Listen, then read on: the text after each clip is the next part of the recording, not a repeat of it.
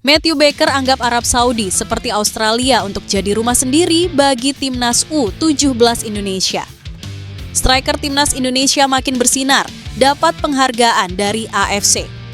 Pendidikan Ricky Kambuaya, pemain timnas Indonesia yang ternyata mahasiswa S2 Ilmu Manajemen. PSSI respons serupa proses naturalisasi Tristan Goijer dan Miliano Jonathans untuk bisa bela timnas Indonesia. Calvin Verdong bicara tentang momen istimewa saat bela timnas Indonesia. Masuk radar bolonya, Jay Itzes berpotensi tampil di Liga Champions musim depan.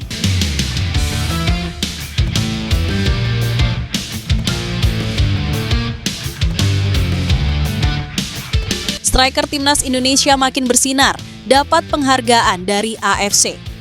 Gol oleh Romeni saat timnas Indonesia melawan Bahrain mendapatkan penghargaan dari AFC.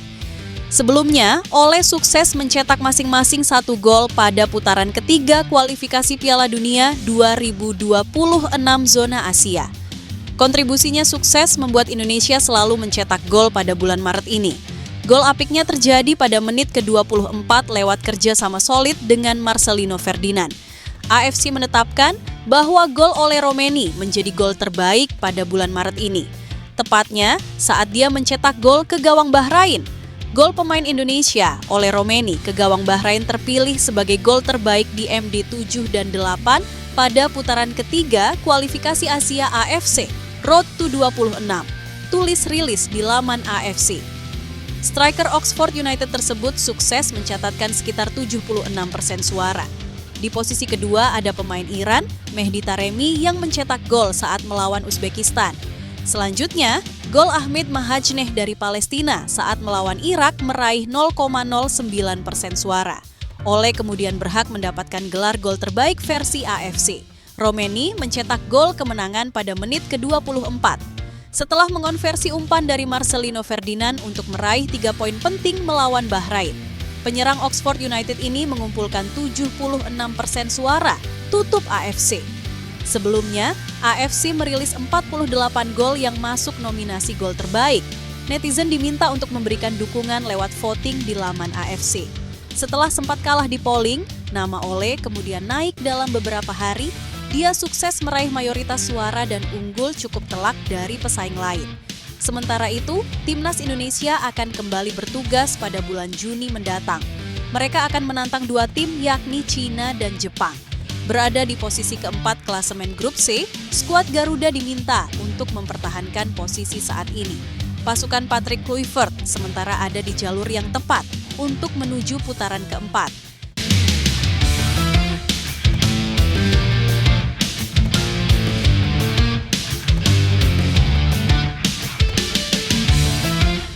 Matthew Baker anggap Arab Saudi seperti Australia untuk jadi rumah sendiri bagi timnas U17 Indonesia.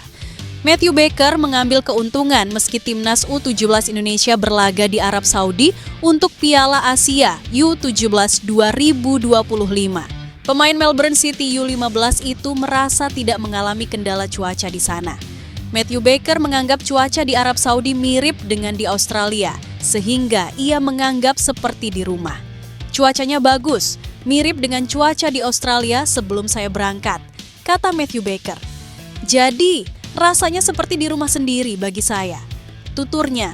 Lebih lanjut, Matthew Baker menyatakan kesiapannya untuk Piala Asia U17 2025. Saya merasa baik, saya recovery dengan baik dari pertandingan terakhir, kata Baker. Saya merasa kuat dan tajam. Saya tak sabar menantikan berlaga di Piala Asia U17 2025, tambahnya. Timnas U17 Indonesia tergabung di grup C Piala Asia U17 2025 bersama Korea Selatan, Afghanistan, dan Yaman. Korea Selatan menjadi lawan pertama pada 4 April 2025. Negeri Ginseng menjadi lawan terberat di atas kertas bagi Timnas U19 Indonesia. Meski begitu, Matthew Baker sudah tidak sabar menantikan laga tersebut. Ya, saya tidak sabar menantikan laga itu, ujarnya. Saya ingin keluar ke sana dan menunjukkan yang kita bisa sebagai tim. Saya pikir akan jadi laga yang sulit, tapi kita mengharapkan hasil yang terbaik, tambahnya. Sementara itu, Nova Arianto menjelaskan kesiapan timnas U17 Indonesia untuk lawan Korea Selatan. Setelah tiba di Arab Saudi dan lawan Iran, pastinya kita akan bersiap apa yang akan kita lakukan saat nanti ketemu Korea Selatan. Kata Nova, nanti tanggal 4, taktikal apa yang disiapkan baik bertahan maupun menyerang. Kita berikan materi kepada pemain agar mereka bisa keep up, tambahnya.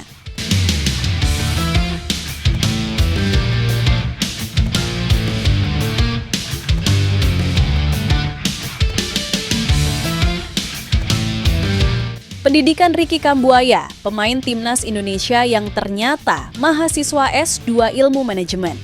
Timnas Indonesia Ricky Kambuaya tak hanya piawai bermain bola, namun Ricky juga memiliki komitmen tinggi akan pendidikan.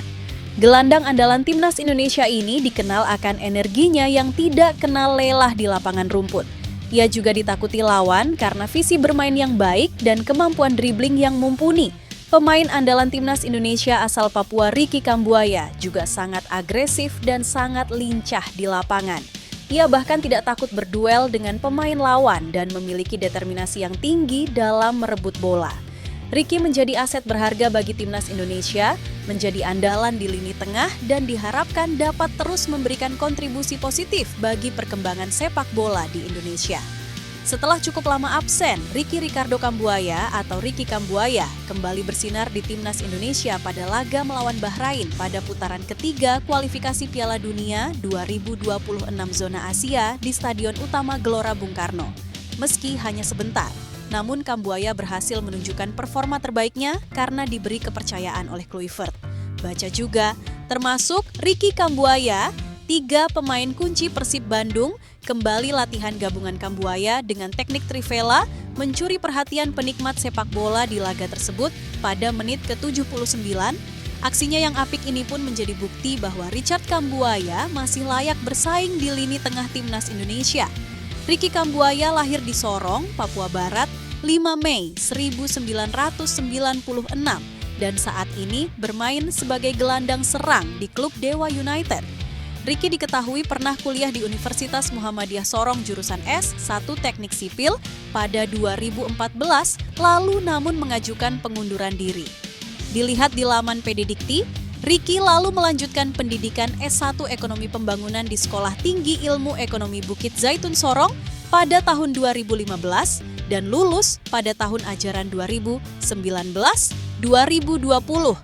Lalu pada 2024, Ricky Kambuaya mendapatkan beasiswa penuh pasca sarjana S2 untuk kuliah Magister Ilmu Manajemen di Universitas Pendidikan Muhammadiyah, Unimuda, Sorong.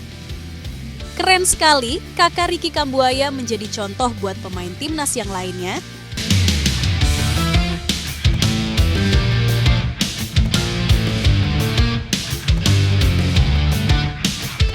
PSSI respons serupa proses naturalisasi Tristan Goijer dan Miliano Jonathans untuk bisa bela timnas Indonesia. Kabar dari media Belanda menyatakan Tristan Goijer telah menjalin kontak dengan PSSI untuk bisa dinaturalisasi demi membela timnas Indonesia. Hal ini tersaji di Voetbal Primer yang menyatakan pemain 20 tahun itu digadang-gadang jadi pemain yang dinaturalisasi selanjutnya.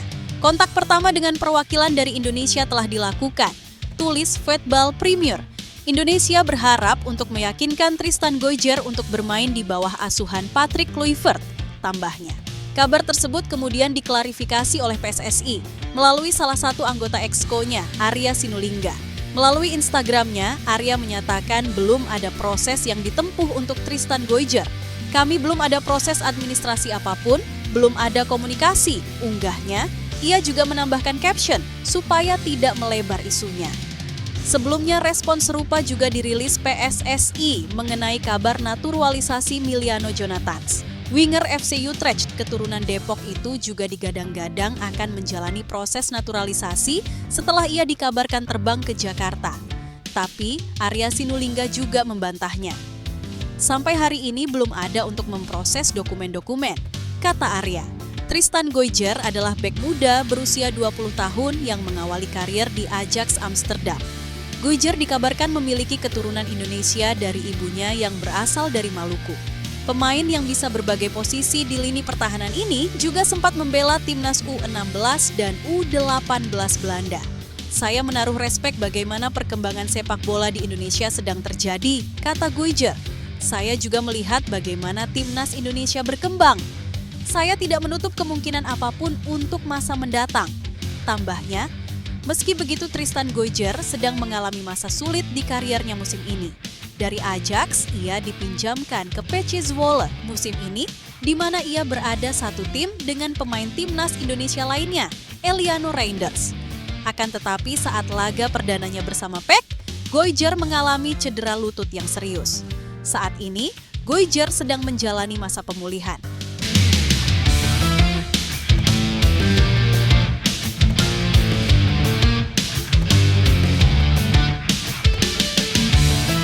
Calvin Verdonk bicara tentang momen istimewa saat bela timnas Indonesia. Bek timnas Indonesia, Calvin Verdonk, menilai supporter timnas selalu bisa menghadirkan atmosfer istimewa. Indonesia menjamu Bahrain pada lanjutan putaran ketiga kualifikasi Piala Dunia 2026 zona Asia pada 25 Maret lalu. Sesuai prediksi, kondisi Stadion Utama Gelora Bung Karno penuh sesak diisi oleh puluhan ribu supporter yang hadir. Kondisi ini membawa semangat tersendiri bagi pemain yang bertarung di lapangan. Calvin Verdonk menjelaskan bahwa bermain di SUGBK selalu jadi momen spesial. Pasalnya, selalu ada dukungan penuh yang diberikan oleh supporter saat mereka bermain. Apalagi mereka dalam misi penting untuk mengantar Indonesia berlaga di Piala Dunia 2026. Ya, itu sangat istimewa. Kita benar-benar bermain untuk sesuatu yang kita masih berpartisipasi, kata Calvin Verdonk dari kanal YouTube Voetbal Premier.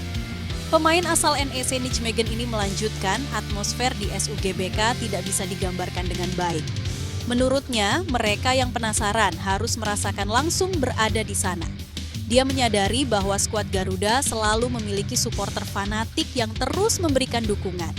Juga para penggemar di sana Anda tidak bisa benar-benar mengatakan betapa gila itu. Saya pikir Anda harus mengalaminya sendiri, ujarnya. Verdonk menambahkan, supporter hadir lebih cepat dan berada di tribun. Bahkan, ini terjadi saat pemain baru datang lapangan untuk melakukan pengecekan. Sebelum pertandingan hampir setengah kursi sudah terisi penuh oleh mereka yang hadir. Kondisi semakin ramai saat pertandingan sudah dimulai, bahkan ada sekitar 70.000 supporter yang hadir saat itu. Bagaimana kelanjutannya kita masuk ke stadion? Ketika kita mengecek lapangan, misalnya 1,5 jam sebelum pertandingan stadion masih setengah penuh.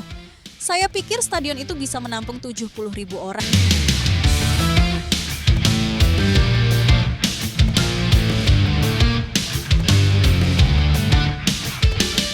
Jay Itzes ungkap bangga bermain di Serie A untuk Indonesia. Jay Itzes mengenang momen spesial saat mencetak gol pertamanya musim ini yang sekaligus menjadi torehan bersejarah bagi Indonesia. Jay Itzes mencatat sejarah sebagai pemain Indonesia pertama yang berlaga di Serie A. Tak hanya itu, Itzes juga menjadi pemain Indonesia pertama yang berhasil mencetak gol di kompetisi sepak bola kasta tertinggi Italia tersebut. Pemain timnas Indonesia itu tampil sangat solid sejauh ini, bahkan sampai dipercaya pelatih untuk mengemban ban kapten dalam tim berjuluk I Lagunari tersebut. Bek berusia 24 tahun itu mengenang momen spesial saat mencetak gol pertamanya musim ini, yang sekaligus menjadi torehan bersejarah bagi Indonesia. Hebatnya, gol tersebut dicetak ke gawang raksasa Italia, Juventus, dalam laga tandang yang hampir saja berakhir dengan kemenangan bagi Venezia. Ketika mencetak gol, saya merasa sangat bahagia. Kami bermain di kandang Juventus, pertandingan hampir selesai, lalu saya mencetak gol yang membuat kami unggul 2-1, ujar Itzes, dikutip dari kanal YouTube Serie A. Itzes sempat optimistis bahwa Venezia bisa membawa pulang 3 poin dari Turin. Namun, gol telat dari tim tuan rumah membuat laga berakhir imbang 2-2. Meski hasil akhirnya kurang memuaskan, Itzes tetap merasa bangga karena berhasil mencatatkan namanya di papan skor. Saya berpikir, oke, kami akan meraih 3 poin di sini. Namun pada akhirnya kami hanya mendapatkan 1 poin. Itu tetap hasil yang cukup baik. Setelah pertandingan tentu saja saya merasa sangat bangga di babak 3 kualifikasi Piala Dunia. Lebih dari sekadar gol, Idzes juga merasa terhormat menjadi pemain Indonesia pertama yang menapakkan kaki di Serie A. Mantan pemain Go Ahead Eagles ini ingin membuktikan kepada dunia bahwa pemain Indonesia mampu bersaing di level tertinggi. Di awal musim, saya menjadi pemain Indonesia pertama yang bermain di Serie A dan sekarang juga menjadi pemain pertama yang mencetak gol di liga ini. Ini adalah momen yang sangat membanggakan bagi saya dan juga bagi negara saya, ungkap Idzes. Hal ini menunjukkan bahwa kita bisa terus berkembang. Saya ingin menempatkan Indonesia dalam peta sepak bola dunia. Jadi, ini adalah momen yang sangat spesial bagi saya, pungkasnya.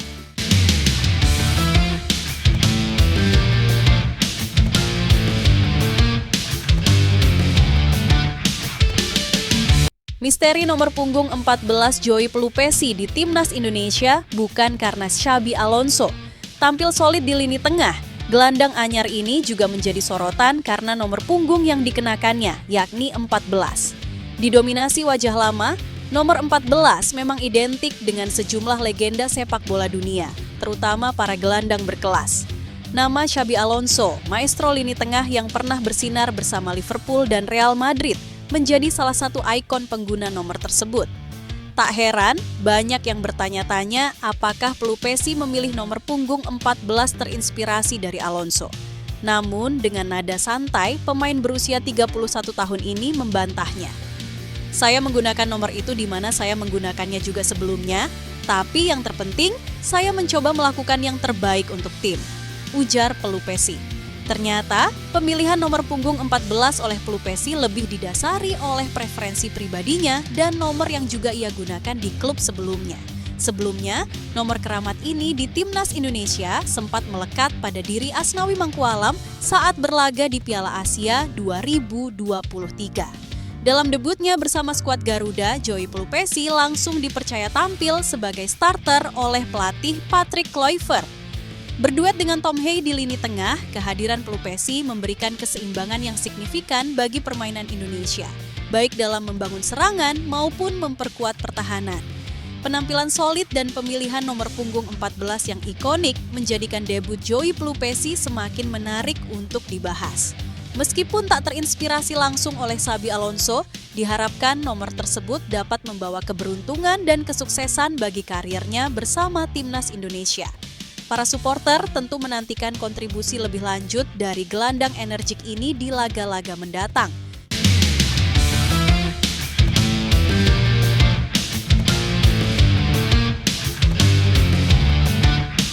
Masuk radar Bolonya, Jay Idzes berpotensi tampil di Liga Champions musim depan.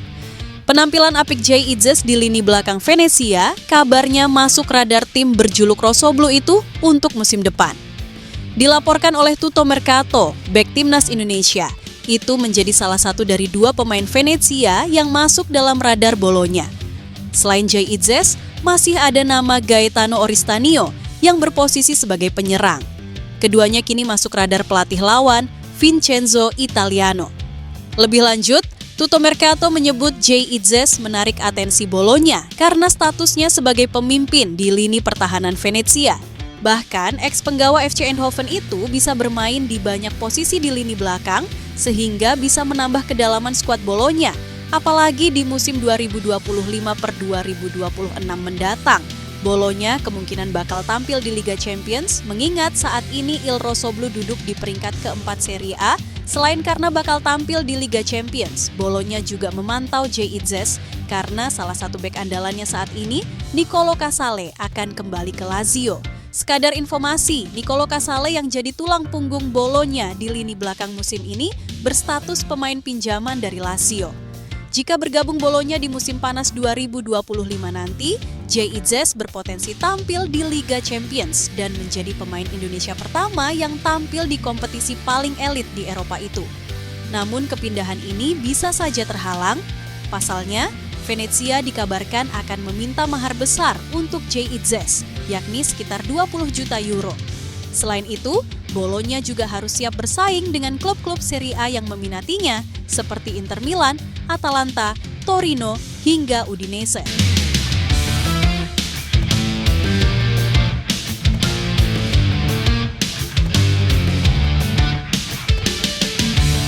Ngamuk ke pelatih FC Copenhagen, Kevin Dix. Saya tak setuju dengan dia.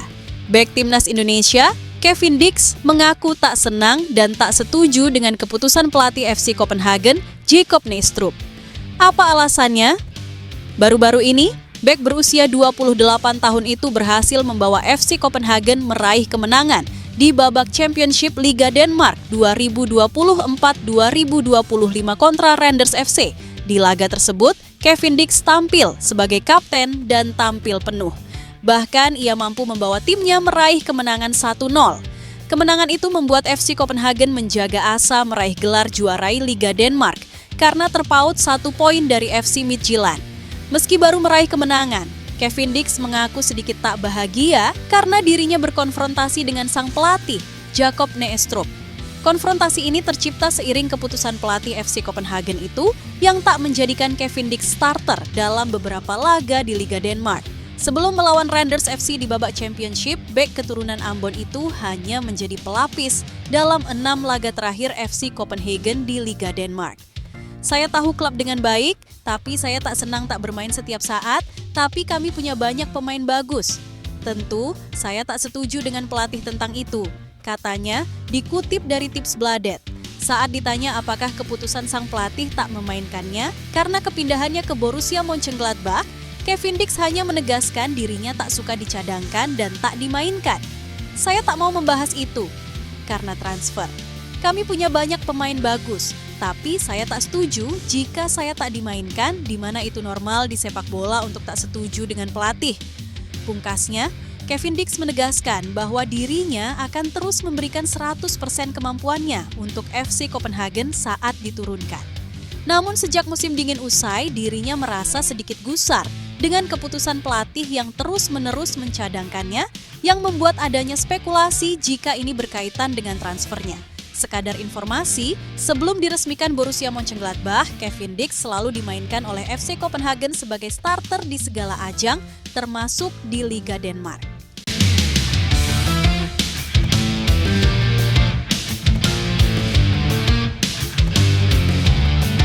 Penyebab Timnas Indonesia dijagokan lolos Piala Dunia 2026 jika tampil di babak keempat kualifikasi.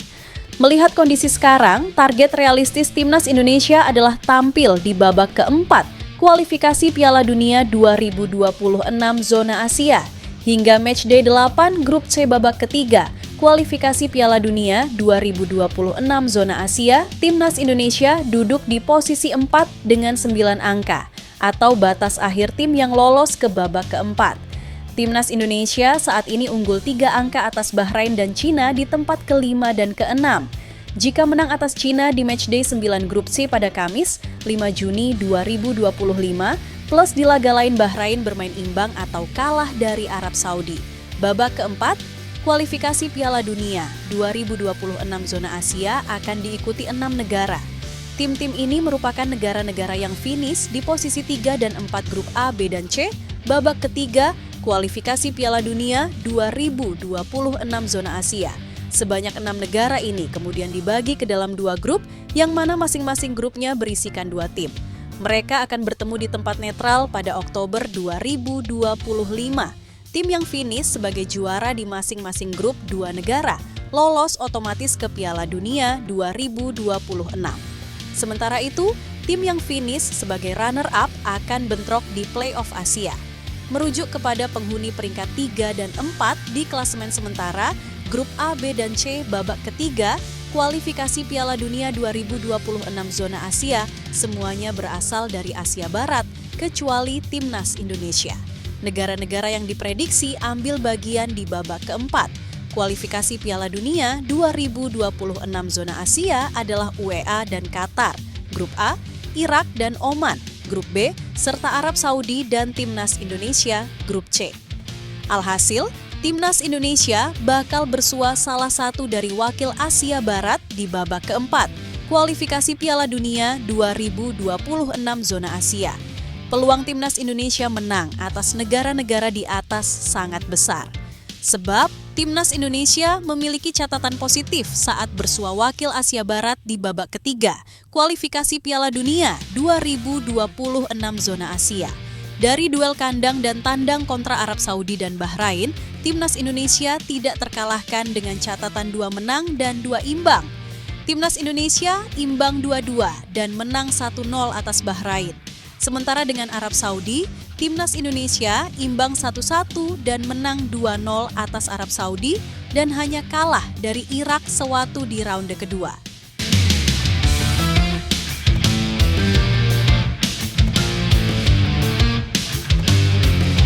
Ole Romeni akui simpan jersey debut Timnas Indonesia di rumah ibunya. Hal itu menandakan betapa momen tersebut sangat spesial. Debut Romeni terjadi pada laga Timnas Australia versus Timnas Indonesia di Australia, Kamis 20 Maret 2025 sore. Sayangnya, laga matchday 7 grup C putaran 3 kualifikasi Piala Dunia 2026 zona Asia itu berakhir dengan kekalahan telak. Kendati demikian, Romeni sukses menandai debutnya itu dengan sebiji gol. Momen itu berkesan bagi sang penyerang Oxford United. 5 hari berselang, Romeni kembali unjuk gigi dengan mencetak 1 gol ke gawang Timnas Bahrain. Romeni mengaku akan menyimpan jersey yang dipakainya di 2 laga tersebut untuk dipajang di rumah ibunya yang berada di Nijmegen, Belanda. Ia pun rela menyalahi aturan tak tertulis dalam sepak bola untuk tidak mencuci jersey debut. Mungkin nanti akan saya pajang di rumah ibuku di Nijmegen, kata Romeni. Saya berkeringat seperti sedang bermain bola di sauna, jadi mungkin kali ini saya akan membuat pengecualian. Yang pasti, ini adalah jersey yang sangat spesial. Tandasnya, itulah kisah Ole Romeni, striker kesayangan Garuda yang akui simpan jersey debut Timnas Indonesia di rumah ibunya.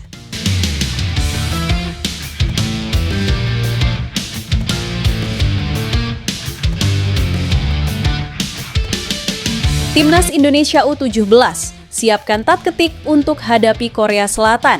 Timnas Indonesia U17 akan menjalani laga perdana grup C Piala Asia U17 2025 melawan Korea Selatan U17. Pertandingan ini akan berlangsung pada Jumat malam 4 April 2025 mendatang. Pelatih Timnas Indonesia U17, Nova Arianto mengaku sudah menyiapkan taktik untuk menghadapi Korea Selatan U17. Di sisa waktu yang ada, dia akan terus memberikan pemahaman kepada pemain. Setelah kami tiba di Arab Saudi dan setelah melakukan uji coba terakhir Me-Alwan Iran, akhirnya kami fokus ke apa yang akan dilakukan untuk melawan Korea Selatan. Kata Nova Arianto, dikutip dari siaran pers PSSI. Taktikal apa yang kami siapkan, baik bertahan atau menyear, itu yang akan kami berikan kepada pemain agar lebih paham pada apa yang mereka bisa lakukan untuk melawan Korea Selatan, imbuhnya. Tidak mudah untuk Timnas Indonesia U17 untuk mendapatkan kemenangan melawan Korea Selatan U17. Karena di atas kertas, sang lawan lebih diunggulkan. Apalagi pada Piala Asia U17 ini, mereka kehilangan Tristan Ibrahim yang cedera saat beruji coba melawan Cina U17. Ini jadi pukulan telak bagi skuad asuhan Nova Arianto. Namun Nova tak ingin hal tersebut jadi alasan. Dia tetap akan mempersiapkan tim dan mencari pengganti ideal akan ketidakhadiran Tristan Ibrahim. Itu tidak bisa jadi alasan. Kami harus mempersiapkan semua pemain yang ada, agar siapapun nanti yang jadi pengganti Tristan bisa maksimal, ujarnya.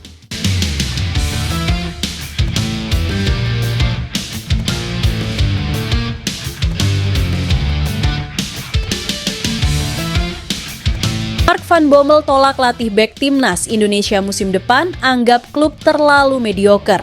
Mark van Bommel menolak melatih klub Eredivisie NEC Nijmegen untuk musim depan. Pembicaraan antara mantan pemain Barcelona dengan NEC itu di awal memang positif. Ex-pelatih PSV Eindhoven itu memberikan alasan pembatalan dengan NEC Nijmegen. Melansir dari Forzaneke, alasan dari keputusannya itu ialah dirinya menunggu klub yang lebih besar. Dan selain itu, masih sangat dini, kata Bommel. Jauh sebelum musim baru, Marcel Bokhorn-Ed ingin menunjuk pelatih sesegera mungkin, tetapi itu belum menjadi pilihan bagi saya. Kami juga tidak ingin saling menipu lagi dan akhirnya memutuskan bersama untuk tidak melakukannya, ujarnya.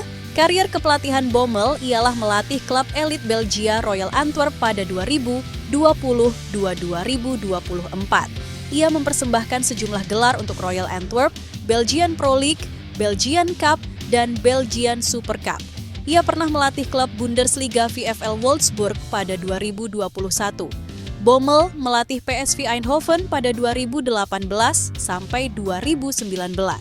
Selain itu, Bommel pernah menjadi asisten pelatih Bert van Marwijk di Timnas Arab 2015 dan Australia 2018. Dengan ini, Bommel keluar dari kandidat pelatih Calvin Verdonk-Dekiki untuk musim depan. Dikabarkan NEC masih mencari pelatih baru. Adapun rumor yang muncul ialah Bas Sibum. Bas Sibum adalah mantan pelatih Roda JC dan ex-asisten pelatih di FC Emmen. Di Eredivisie musim ini 2024-2025 yang baru berjalan hingga pekan 27. NEC berada di posisi ke-12 klasemen dengan 30 poin. NEC mencatatkan 8 kemenangan, 6 seri, dan 13 kali kalah. Sementara itu, kontrak Calvin Verdonk di NEC masih berakhir pada Juni 2028.